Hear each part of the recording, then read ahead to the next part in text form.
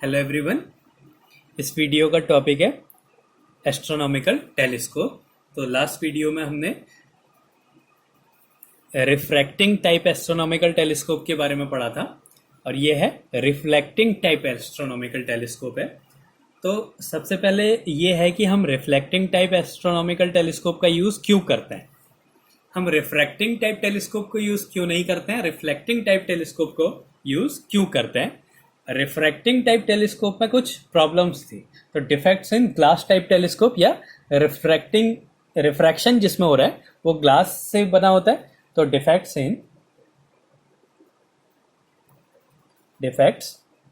In glass type telescope.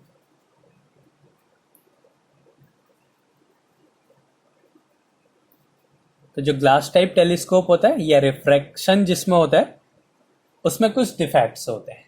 सबसे पहला defect ये है कि जब हम वहाँ पे ऑब्जेक्टिव लेंस लेते थे वो बहुत बड़ा लेंस लेते थे ताकि ज़्यादा से ज़्यादा लाइट उस पर पड़े।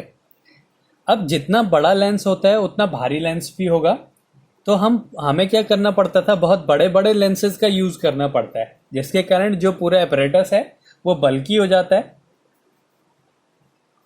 और उसको हैंडल करना बहुत डिफिकल्ट हो जाता है एंड डिफिकल्ट टू हैंडल। उसका साइज जो है वो बहुत ही बड़ा होता है, जिसके कारण वो बल्कि और उसको हैंडल करना बहुत डिफिकल्ट हो जाता है। इसके बाद जो दूसरा डिफेक्ट है वो है उसमें स्फेरिकल एबिरेशन होता है। Spherical aberration. अब स्फेरिकल एबिरेशन क्या होता है, जैसे ये एक लेंस है,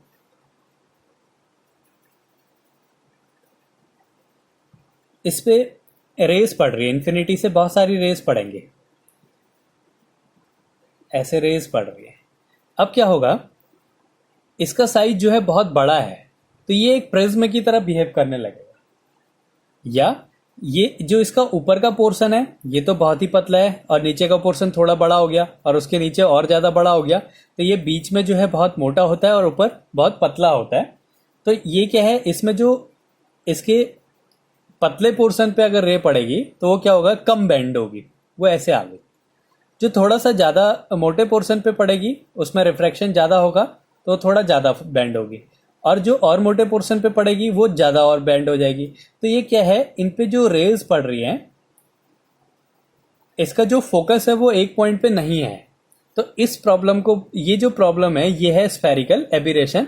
इसके इस स्फेरिकल शेप के कारण, इसके बहुत बड़े होने के कारण इसमें एक बहुत बड़ा डिफेक्ट है, स्फेरिकल एबिरेशन। इसके बाद इसका अगला जो डिफेक्ट है वो है chromatic aberration. Chromatic aberration. Chromatic aberration क्या होता है, अब इसमें कलर का भी डिफेक्ट होता है। जैसे ये फिर से वही लेंस है, इसमें एक रे पड़ा। अब क्या है, ये इसका जो ऊपर वाला पोर्शन है ये एक प्रिज्म की तरह बिहेव करेगा, बहुत बड़ा होता है। तो इसमें क्या है, जो ये व्हाइट लाइट आ रही है ये 7 कलर्स में डिवाइड हो जाएगी। अब रेड कलर कम बैंड होगी और वायलेट कलर ज़्यादा बैंड होगी, तो इसके बीच में जो स्पेक्ट्रम बन जाता है वो क्या होता है, उसे क्रोमेटिक एबिरेशन बोलेंगे। तो इसके इन बहुत बड़े शेप के कारण ये इसकी प्रॉब्लम्स हैं कि वो बहुत बल्की होता है, उसको हैंडल करना बहुत डिफिकल्ट होता है। उसी के यही बड़े शेप के कारण क्या होता है, उसमें स्फेरिकल एबिरेशन होता है। जो लाइट्स आती हैं इन्फिनिटी से वो जो है एक पॉइंट पे फोकस नहीं होते हैं, और उसमें क्रोमेटिक एबिरेशन भी होता है अलग अलग। ये रेड कलर है, ये वॉयलेट कलर है, तो एक वाइट लाइट की वाइट इमेज नहीं बनती है, अलग अलग कलर के जो होते हैं अलग अलग फोकस बनते हैं। तो फिर इसको सही करने के लिए हम लोग रिफ्लेक्टिंग टाइप टेलीस्कोप का यूज करते हैं। To overcome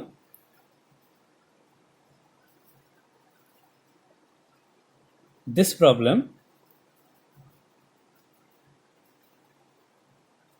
we use reflecting type telescope.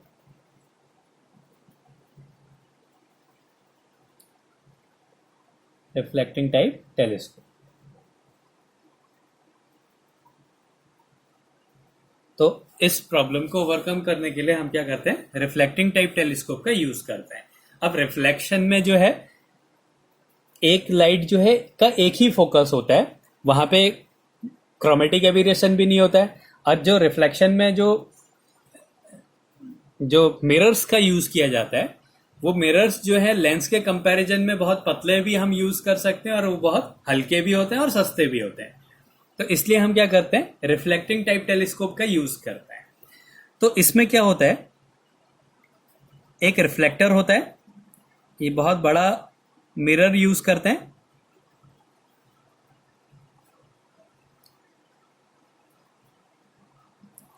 अब क्या होगा इसमें, जैसे इन्फिनिटी से कोई रे आई, इस मिरर में पड़ी,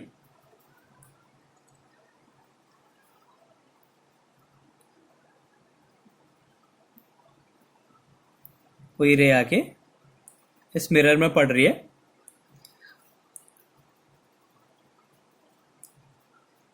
अब क्या होगी, ये वापस चली जाएगी, ये ऐसे वापस जाती है।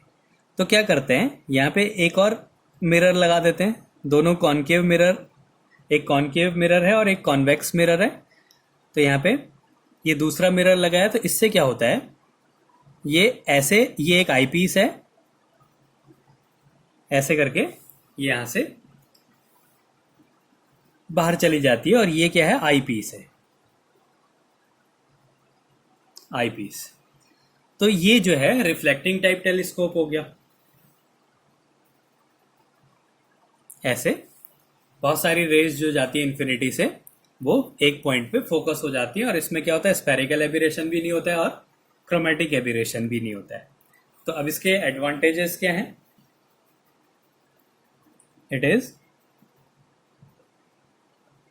easier and cheaper to produce a large mirror.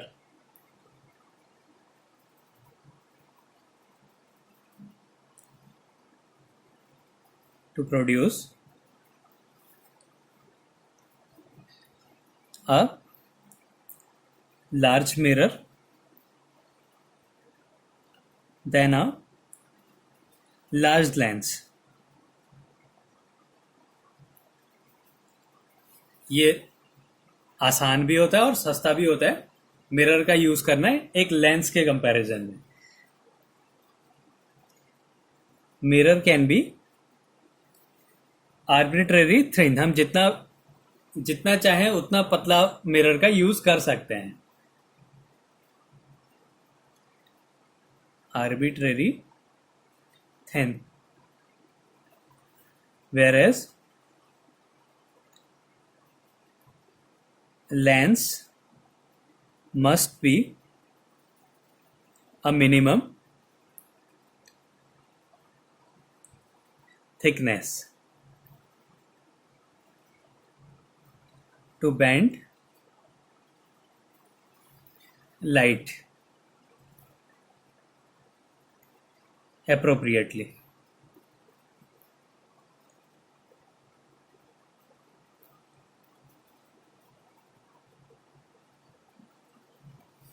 तो जो मिरर का यूज करना होता है वो बहुत आसान होता है और सस्ते भी मिल जाते हैं, और मिरर को हम जितना चाहे उतना पतला यूज ले सकते हैं।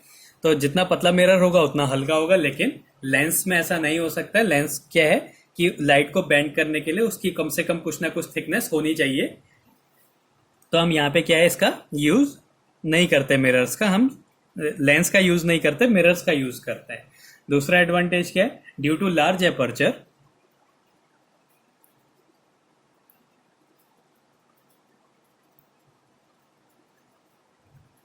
of mirror,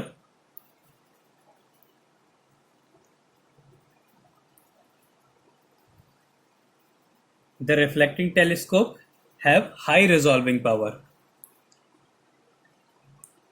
Reflecting telescope have high resolving power.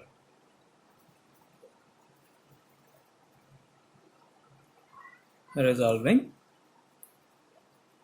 Power, तो उसके लार्ज एपर्चर के कारण उसकी जो रिजॉल्विंग पावर है वो बहुत ज़्यादा बड़ी होती है। और मिरर में जो है स्फेरिकल एबिरेशन और क्रोमेटिक एबिरेशन नहीं होते हैं। This type of telescope is free from chromatic and spherical aberration।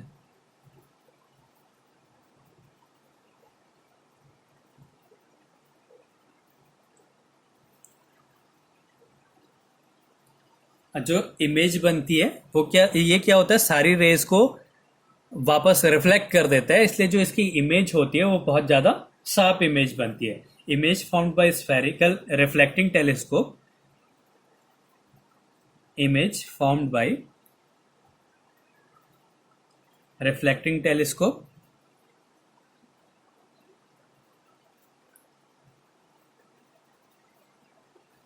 is brighter than refracting telescope, क्योंकि वो अलग अलग वेवलेंथ की और सारी वेज जो रेज आती हैं उनको क्या करता है, रिफ्लेक्ट कर देता है। मिरर ऐसा, लेंस ऐसा नहीं करता है, मिरर क्या कर देता है, उसको रिफ्लेक्ट कर देता है। तो इसलिए जो इमेज बनती है वो बहुत ज़्यादा ब्राइट बनती है, ब्राइटर देन रिफ्रैक्टिंग टेलीस्कोप। तो ये है एस्ट्रोनॉमिकल टेलीस्कोप कैसा रिफ्लेक्टिंग टाइप टेलीस्कोप होता है। इसमें क्या होता है, लेंस का यूज ना करके मिरर का यूज किया जाता है। इसमें क्रोमेटिक एबिरेशन भी नहीं होता है, स्फेरिकल एबिरेशन भी नहीं होता है, ये बल्कि भी नहीं होते हैं और इनको हैंडल करना डिफिकल्ट भी नहीं होता है। जो रिफ्रैक्टिंग टाइप टेलीस्कोप है उसको यूज करने के लिए बहुत बड़ी बड़ी मशीन चाहिए होती है, लेकिन रिफ्लेक्टिंग टाइप टेलीस्कोप में ऐसा कुछ यूज नहीं करना पड़ता है। तो ये काफी आसान होता है। तो ये है एस्ट्रोनॉमिकल टेलीस्कोप।